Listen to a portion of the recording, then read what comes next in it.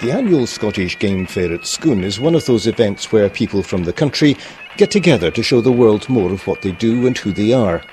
And it's not just country folk who attend. Indeed, and we certainly welcome the urban population, as you call them, whether it be from Dundee, Glasgow, Perth, Inverness, Aberdeen and south of the border. Wonderful, because they do need to understand why the countryside is being managed.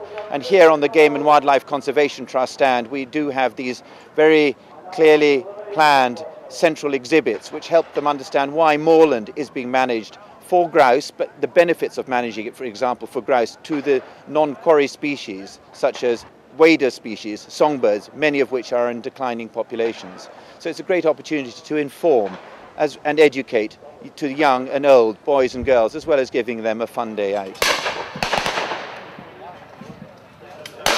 But it's also a place where serious issues are raised. Country sports, hunting, shooting, fishing, are worth about £250 million a year to the rural economy.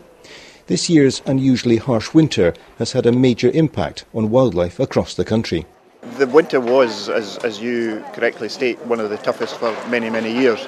The effects of that winter were quite dramatic in some areas of Scotland, but much less dramatic in other areas.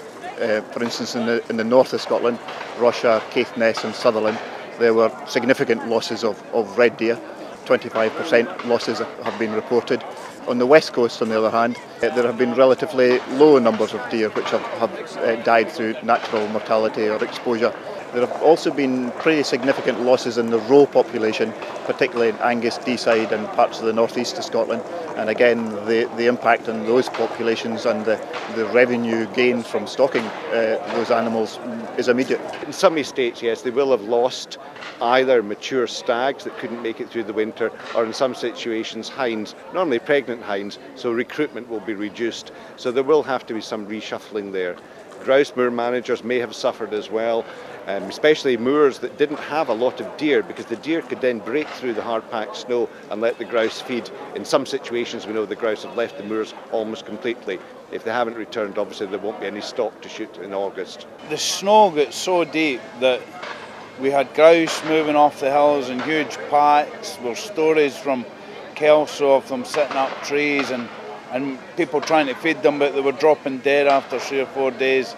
But I know from personal experience, we fed a lot of our deer and we fed hares even, and up and down the country we could hear stories of keepers taking big tractors out and trying to clear a lot of the snow. Grouse coming in behind the tractor like seagulls in behind a plough.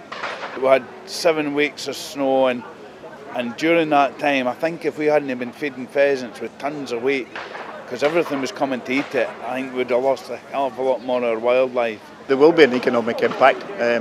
Those animals that have died are obviously not available to be shot. People will reduce culls, and there is an impact at the state level, but that knocks on to game dealers, game processors, hotels, accommodation providers, and the support system behind the deer stalking industry. The stalking season has just started in Scotland. Grouse shooting starts in a few weeks. But given that message, it could be that the cost of doing so will rise sharply, and many who would be in the field may have to shoot at clay pigeons instead this year.